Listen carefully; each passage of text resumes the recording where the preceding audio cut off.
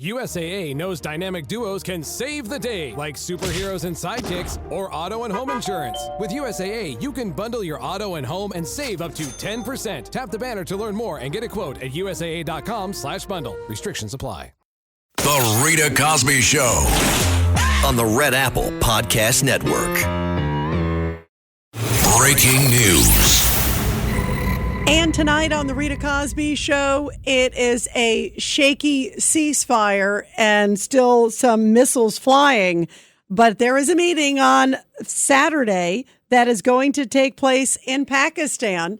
And the big question is, if Iran does not honor the ceasefire, what's next?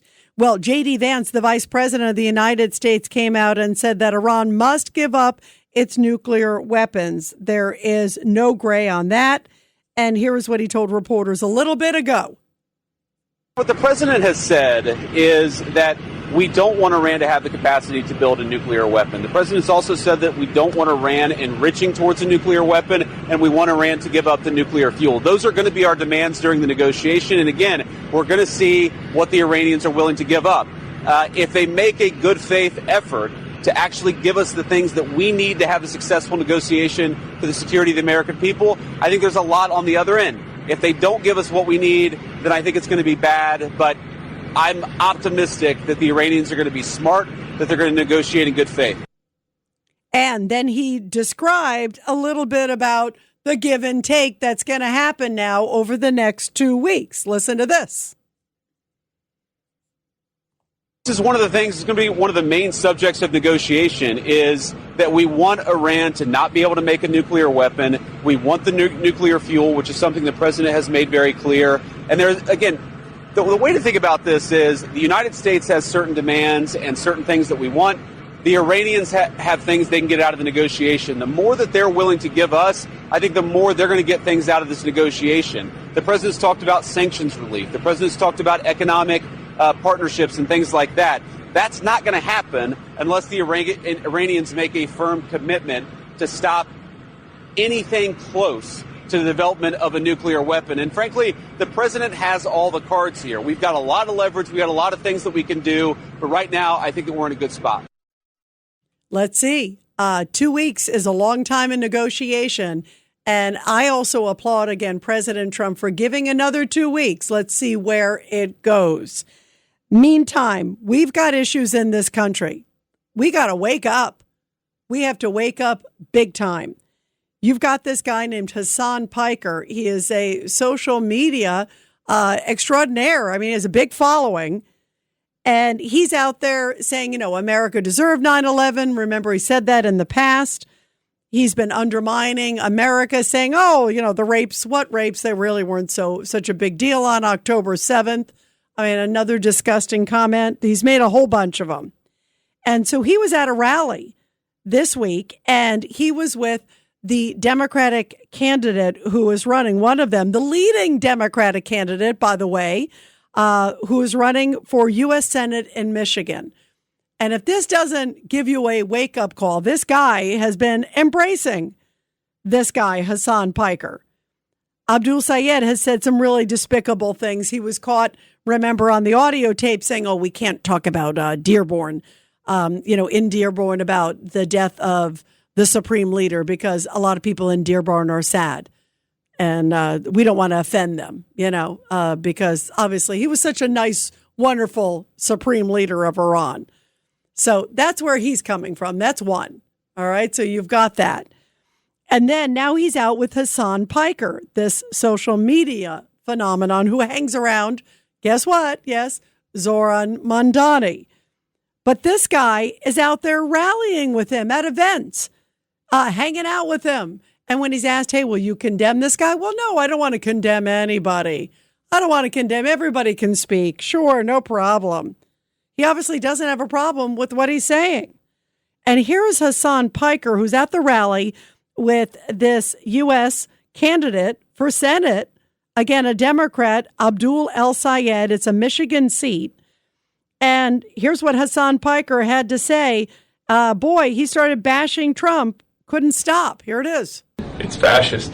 It's exterminationist. It's unfortunately where we're at in American politics right now.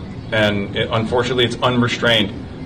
We need to use every single pressure valve that we can, every single hurdle that we can throw in the direction of this administration. Otherwise, we will be remembered in the dustbin of history in the way that Adolf Hitler was.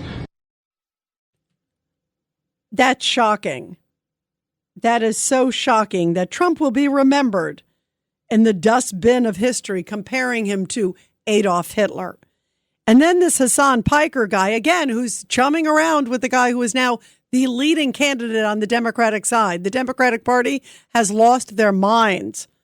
There is no sort of moderate Democratic Party anymore because they're embracing guys like this. Hassan Piker started mocking the 2 American airmen, remember, who were shot down. Remember, their plane crashed. They had to eject. And he was mocking the 2 American airmen. Listen to this despicable comment. A 2-seater fighter jet, an F-15. The pilot would be in the front.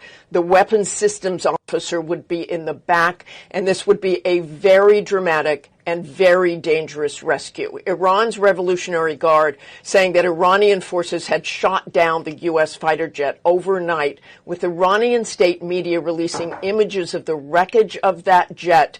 And bro, this was so funny.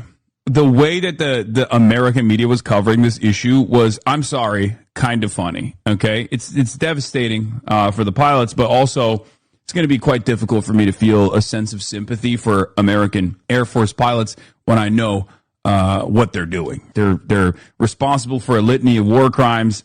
Like, here's an alternative. Don't do that. Right? How disgusting is that? Feeling bad. Not finding that in your heart. I mean, that man is full of hate.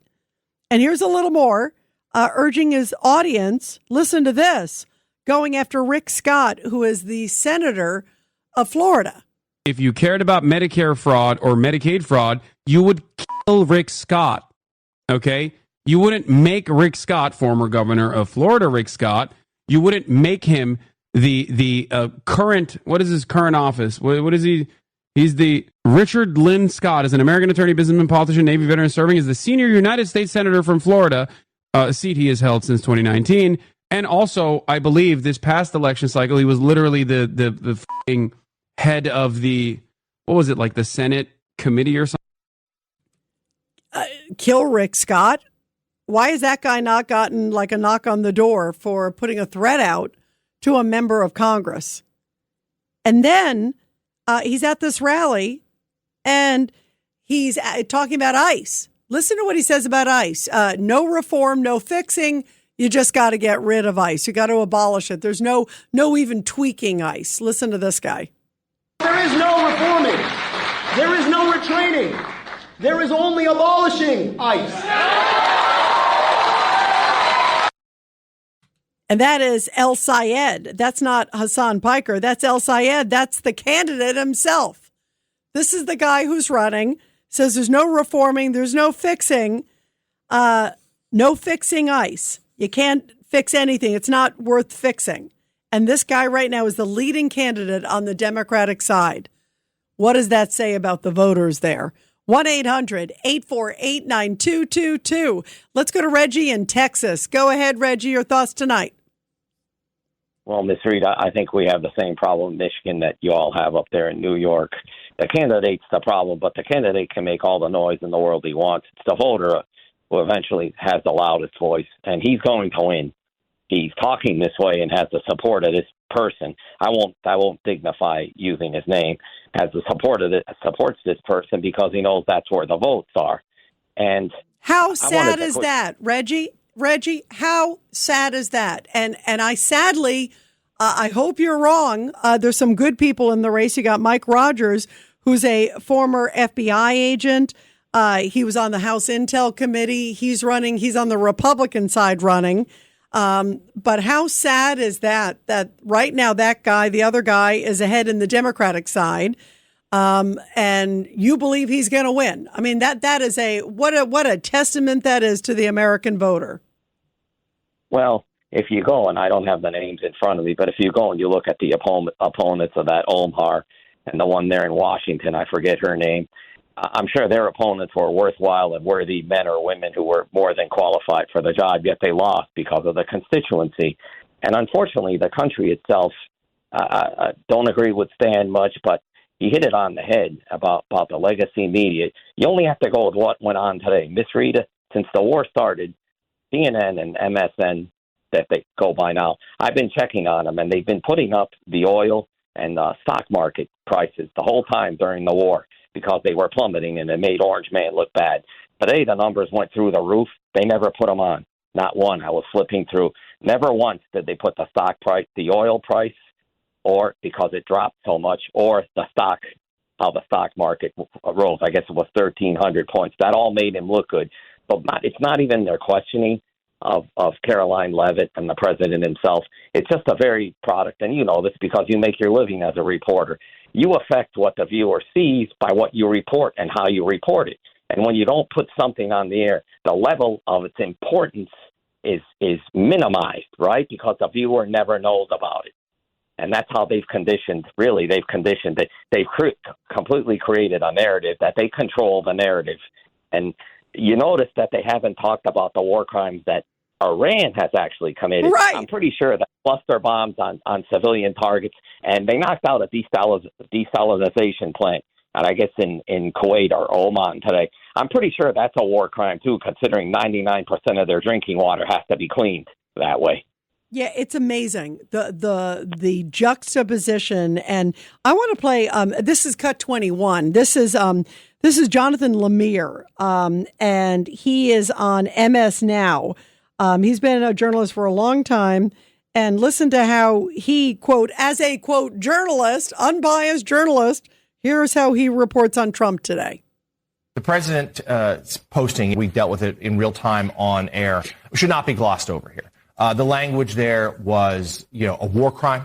It threatens war crime. It threatened genocidal-like behavior. It is the kind of language, as I said yesterday, associated with the monsters of history, to wipe out a civilization. That's simply not how presidents speak. That's not how leaders of democracies speak. Now, Trump aides say, well, that was part of the plan, the art of the deal. There was that kind of bellicose language that got Iran to the table. Perhaps that's true, perhaps not. But not only are we not sure what that deal looks like, I think we also need to grapple with what happened yesterday is something that will leave a stain on the White House, the legacy of this president, but also how the U.S. is viewed throughout the world, and particularly in that region and in Iran, where certainly a vengeful regime someday could still lash out.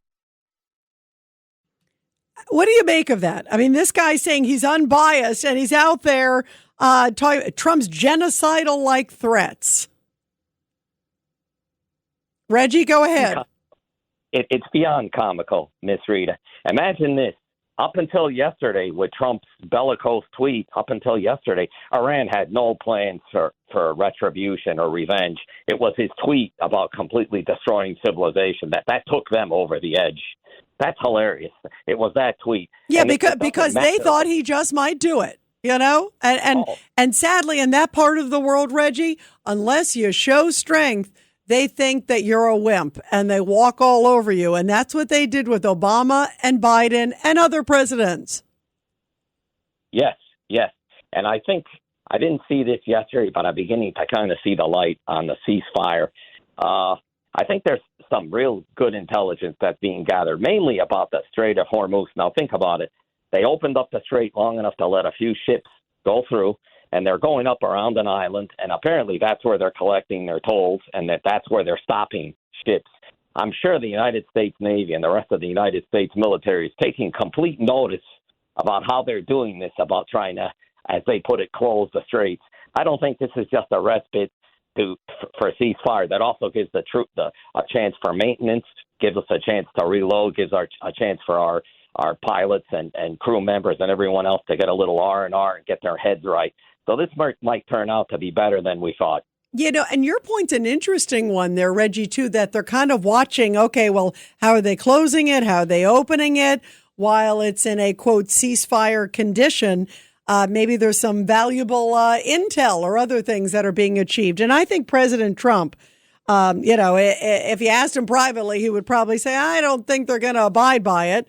But he's giving them another chance. And for history, I think that's a noble effort. And let's see where it goes. We should all hope that it succeeds. Reggie, thank you very much. 1-800-848-9222. We'll continue more right after the break, guys. The Rita Cosby Show on the Red Apple Podcast Network.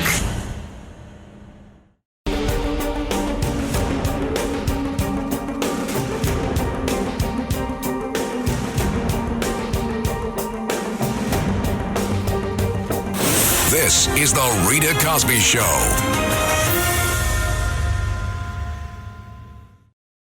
And this just in, the very deranged homeless man who was seen on the video brutally killing Irina Zarutska, that is that 23-year-old Ukrainian refugee on the Charlotte, North Carolina light rail train. Remember that happened last August. Well, now this guy, 35-year-old DeCarlos Brown Jr., who has a long rap sheet, a repeat offender with many violent offenses. He told his sister that he thought there was some metal in his head or something that caused him to do this to this woman who did nothing to him. You see the whole video. It was horrified the country. Well, now he has been found to not be competent to stand trial. In other words, found incapable to proceed on state murder charges. So his attorney is asking the court to delay the competency hearing for 180 days. So DeCarlos Brown, things are continuing.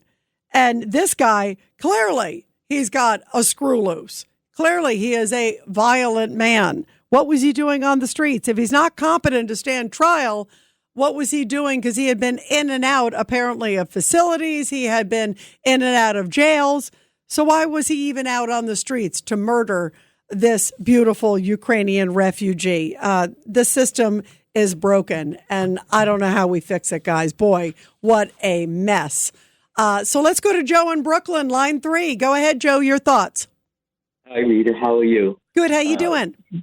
Not good. I not too much about politics, but I'm 71 years old. I regret that I voted for Trump. Okay, and why? And now why? Yep, tell me why. Now, Biden, even though he was a nut, I ate under his with Trump. What happened to the stimulus that he said with the tariffs that that senior citizens, would get something? Send $100 at least, or if you can't send $2,000. I mean, he never mentioned it anymore. Never after he said that.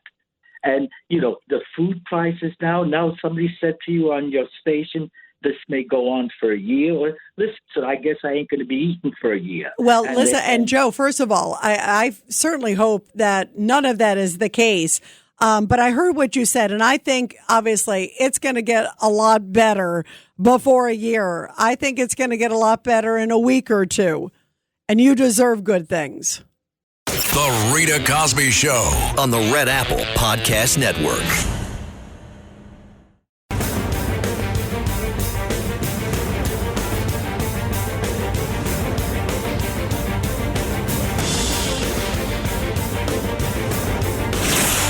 Rita Cosby is on.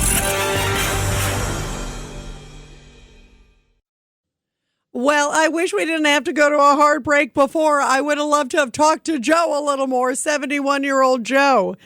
But Joe said that he regretted voting for Trump, talking about prices. And obviously the Supreme Court put a damper on all the tariff stuff. But you're right, the stimulus check, we should find out what the latest is on that. That's one. That's a fair point, Joe. But prices were really high under Joe Biden, too. And remember, gas was really high under Joe Biden, and for no reason. In fact, if you go to California now, gas is really high, and it's because of Gavin Newsom's policies. So right now, understandably, given the war, gas prices are high. I don't believe it's going to go for a year, Joe, or anybody else who thinks that. Obviously, Stu from Quebec thought that this could go back and forth. But I think in terms of the real heavy hit economically and everything else, I think it will literally last, that part of it, a few more weeks. We'll have to see, obviously, where this is headed. Let's hope it doesn't go on much longer than that. But we do also have to finish the job of what we started. And a little bit of a hit, short term, hopefully is all it will be. So let's pray for that, Joe, and for everybody else, too. And it's a fair point, Joe. You got to worry about where things are at economically in your household. But also don't forget, under Joe Biden, there were a lot worse numbers and for no reason. He didn't do anything to preserve our freedom. He opened the borders and he let Iran get a pass. So I would say taking Iran out and then things going back to normal and maybe even better than they were under Trump, that would be an amazing thing. And that very well may happen, Joe. And I hope that happens for you and for all Americans, because that would be a great thing. Anyway, I want to go back to also some of these comments coming from the Democrats out there, actually calling for the 25th Amendment to remove President Trump. They weren't saying it under Joe Biden, who you could say really wasn't competent to stand as president of the United States. He was so incompetent, remember, that Kamala Harris had to come in and take over. Remember that whole thing, the old switcheroo? Well, here is Governor Wes Moore of Maryland, and he's asked about the 25th Amendment, which is the removal of the president. And listen to how he answered. He left that door open. Do you think we're at a point where invoking the 25th Amendment is warranted? What's your view? Well, I mean, I've long said that Donald Trump should not be the president of the United States. What we saw this weekend was not in some kind of aberration. It was a continuation. So he said President Trump should not be the president. And Wes Moore is considered moderate, I would say, compared to some of the others in the party. I guess there are no moderates in the Democratic Party anymore. And listen to Mark McKinnon. He's a guest on MSNBC. And boy, is he playing to the MSNBC or MS Now audience. This is just sort of more of what we've heard for ever since Trump was elected from Democrats. But I do think, and it's not until we start hearing that same sort of language and those sort of proposals from Republicans that anybody should take it seriously. And as mentioned by your correspondent, the bar is so high. I mean, the reason that Trump has the loyalists in the cabinet that he does is so that the 25th Amendment would never be invoked. So it never will. The broader implications, I think, are that the president is using the language of terrorists and religious fanatics now. So on a global, as people around the globe and foreign leaders look to our country, the president has put himself on the level of terrorists and fundamentalist jihadists. So I just think diplomatically it puts the president and our country in a very difficult place going forward, because now we've just put ourselves in a very different level diplomatically on the world stage. So he's essentially equating Trump to a jihadist and saying that he's the fanatic, the religious fanatic, equating him to a religious fanatic. I guess you're supposed to just be nice to terrorists and send them pallets of cash in the middle of the night and just hope things are okay. Because that's what other presidents did. 1-800-848-9222. Let's go to Eduardo in Tampa on line 2. Eduardo, your thoughts tonight?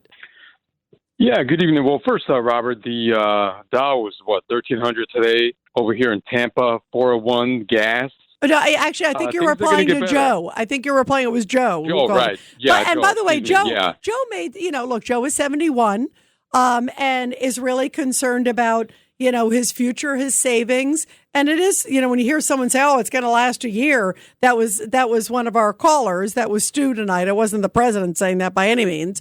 You're not hearing that from the administration. He's concerned, and it's okay to be concerned, but he should also know that there's probably a very quick end game here with a happy ending that will do very well for his retirement. Yeah, Rita, some of these people I was hearing some disturbing comments during the week. I'm pulling for the Iranian regime. Wag the dog. Pretty ridiculous comments. I'm going to leave the country. I'm going to go to the Netherlands. And, it's pretty ridiculous, these comments. But there's a story here. You were just mentioning that Ukrainian that was killed by that. Yes, Irina Zaruska. And the guy's found incompetent. Yeah, and there's another story in Daily Mail that's interesting here. Courtney Williams is a U.S. Army elite Delta Force unit. She was passing information to Sed Harp, and this is a book about Fort Bragg that came in Daily Mail. So you have this, and then we have the leaker that the president was talking about. So this is ridiculous with the media, the way they're behaving during this conflict. It is. It's horrible. And I find it really distasteful. And you heard what I said. It's okay to ask tough questions or fair questions. Right. But when I was watching the briefing today, I was stunned how many of them, and obviously on some of these talk shows as I played, were caught up in the, have we lost the moral high ground by saying, a mean thing to a terrorist? Yeah, I mean, first of all, they're talking about a ceasefire, which we should all hope is successful. That's one. Sure. And two, that's what they're obsessed with is his verbiage about, the whole civilization impact.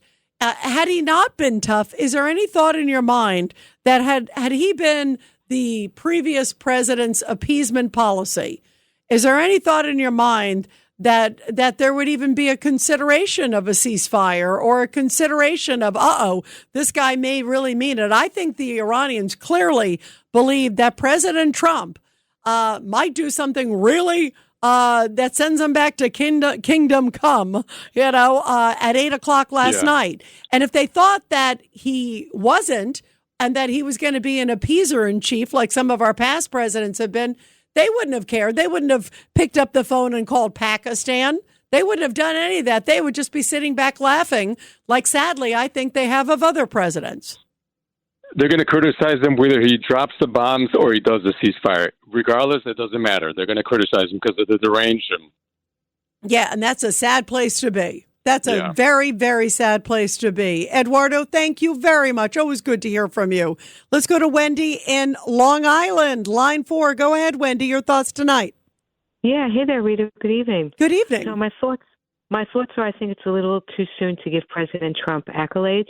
I don't see how this current Iranian government can stay in power because they're funding all of the terrorist groups in the Middle East, as you say, and they're not going to change. But, they'll run away today so they can fight again another day. But don't you give him, and listen, I still feel like the job is not done. That's my personal opinion. I've said it publicly. I feel like we need to go a lot harder, and I sadly think we're going to have to do it. I just don't trust the Iranians in any shape or form. But I do give him credit for going in and trying to change the course of history. He's definitely set them back for a long while militarily in a big, big way. Like if it ended tomorrow, and I don't think it's over tomorrow. I think it's definitely at minimum going to last a few weeks. But if it ends tomorrow, he has definitely set them back for sure many, many years.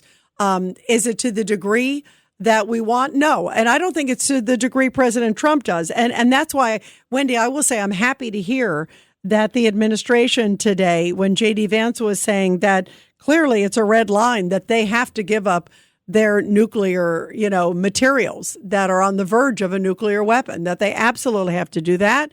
They have to open the Strait of Hormuz. They have to do a series of things. So if they can do that, and then they can be monitored, and hopefully there can be power where the individual Iranian people can rise up and create change. All of that would be incredible. We're not there yet. And I agree with you. I 100% agree with you. We're not there yet, but I do applaud him for having a significant impact on the Iranian regime. And hopefully he can take it all the way, whether it's a peaceful deal or whether he can pummel them into submission. But I agree with you. I personally think one or the other has to happen. Well, we can't let them fund Hamas and Hezbollah and the Houthis and all the other terrorists in the area because you'll never have peace and he'll never be able to achieve the goals that he wants to have in the Middle East if he doesn't get rid of them. Yeah, I agree. And that's why, when we just talked about a little bit before about Karg Island is where a huge portion, it's 90% of the oil reserves are, and they export from there. So you've got all the exportation, which is the big sort of money hub. And then there's this other location, it's another island, where they do a lot of the funding of oil and a lot of the sort of infrastructure of oil is there. So if you can take over those two, in other words, kind of give them an economic chokehold, maybe it creates the environment where the people can rise up, get the weapons to the people. I agree. I think there needs to be more dramatic change at the top of the regime. I don't like replacing a Hitler with a Himmler, as Netanyahu described. You know what I mean? I mean, really, like, I'm not convinced that maybe these new ones are talking, but I'm not convinced that they should remain in power in any sense. I absolutely agree that you got to get rid of them. But I also agree they have to get rid of the nuclear materials and they have to open the Strait of Hormuz. And I believe hopefully all of those things will happen, whether it's in nice terms or whether it's in the pummeling terms. But it has to happen. And I still think we're in for a bumpy few weeks, don't you think? Well, I'm looking forward to seeing what magic President Trump can work, because if anyone can do it, he's the only one. I can't see anybody else on the horizon that could do what he's doing. I agree. And Wendy, that's why I applaud him, because he is trying. There's no doubt. And he's also still trying the peaceful route, which would be a great thing for mankind if suddenly these fanatics have an epiphany. I'm just also, open-eyed that they may not have an epiphany because they are fanatics. But I believe if anybody can do it, it is President Trump. And for that reason, I do give him a lot of credit. And I believe he's going to take it all the way. He's not going to want to, I don't think, back out because he realized the stakes are too high. And he wants to really have lasting impact. He said it. He said he wants to change for generations. I don't think he knew what he was getting into with these guys. And I believe he will take it all the way. And the question is, which way is it going to go to get that result? So we all got to hope for good things. And I applaud him for what he's done so far. And I believe he will take it all the way. Wendy, thank you very much. A great conversation. And you got to call back again. Thanks so much. Let's go to Pete in Staten Island on line 1. Pete, your thoughts tonight, my friend. Rita, I am so proud of our president. I mean, strength is, being shown, and he's considerate about the people, not to go and, having innocent people killed. Look, war is dirty. War is evil. But we have to save for these people from killing us. 47 years they've been dumping on us, and it's about time. And a year ago, when we spoke about John Fetterman, would we ever think that a year later he's the voice of reason for the Democrats? You're right. Hello, good night. The hello, good night debater has turned out to be the complete voice of reason. And in fact, I was watching him earlier, Pete, and it's funny. He really was like, we got to take it all the way. He's 100% out for, getting rid of the Iranian regime and applauding President Trump for doing it. And quite frankly, the other Democrats, if they had a spine, they would say the same thing if they cared about this country. What do you think? I believe, it's so much like look, maybe I know, I hope I'm not wrong for saying it, but I really feel in my heart that the movie that John Castellaneta was in, that really, it was great. I enjoyed it very, very much. Actually, my father was friends with the actual person who they made it for, and what does that have to do with, by the way, what you just did a big tangent, but I agree with the movie. Marty Supreme was awesome, but go ahead. It was great only because, that Republicans, that it was prejudiced. I mean, they got nominated for 9 awards and didn't get one. That's ironic. I'm in the theater business, and that's I would never think that would happen. But by the way, Pete, I agree. It should have gotten best casting. And I thought also Timothy Chalamet, best actor, was great. And best casting, putting John in there, John Katz, and Mr. Wonderful.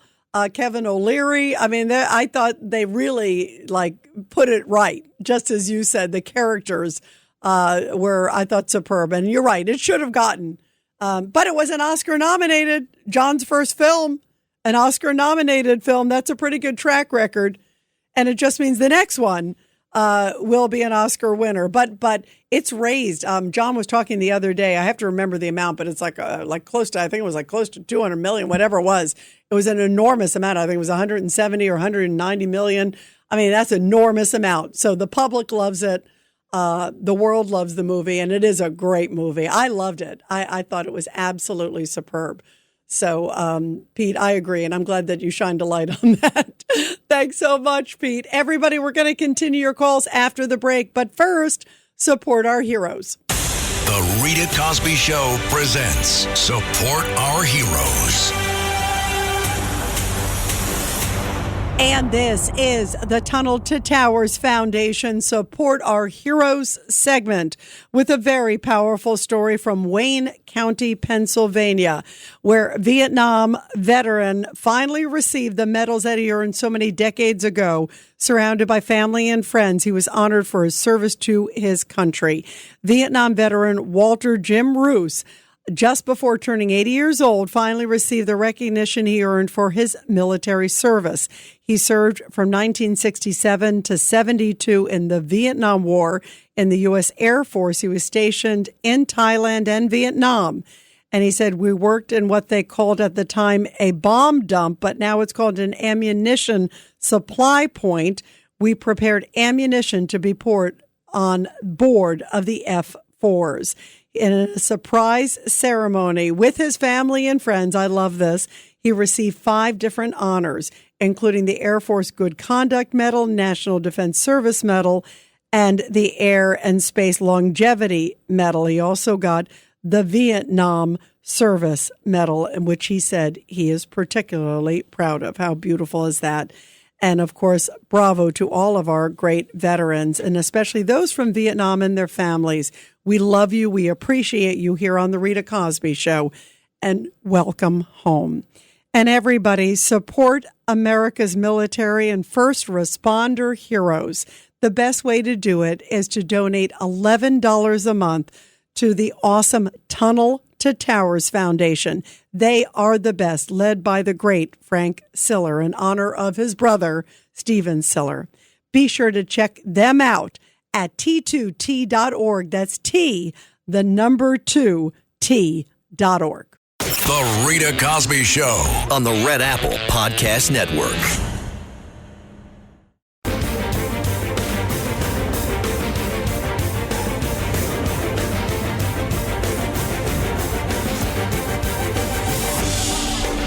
It's the Rita Cosby Show. And let's see what another day brings with this very fragile ceasefire. Will Iran open up the Strait of Hormuz, or will they block it? We've heard that there's been a little bit of movement. Obviously, President Trump wants full movement, and he also wants to know that they are honest brokers, that they're not like suddenly moving the uranium around and everything else. So there's a lot of big questions tonight, and the stakes could not be higher. And we should all be rooting for President Trump and hoping that indeed he is successful, because that means America succeeds. We all want to be behind him, and the media should be asking legitimate questions. Again, I say tough questions are fair game. But when Biden seemed like he was almost in a coma for a couple years, the media was nowhere to be found.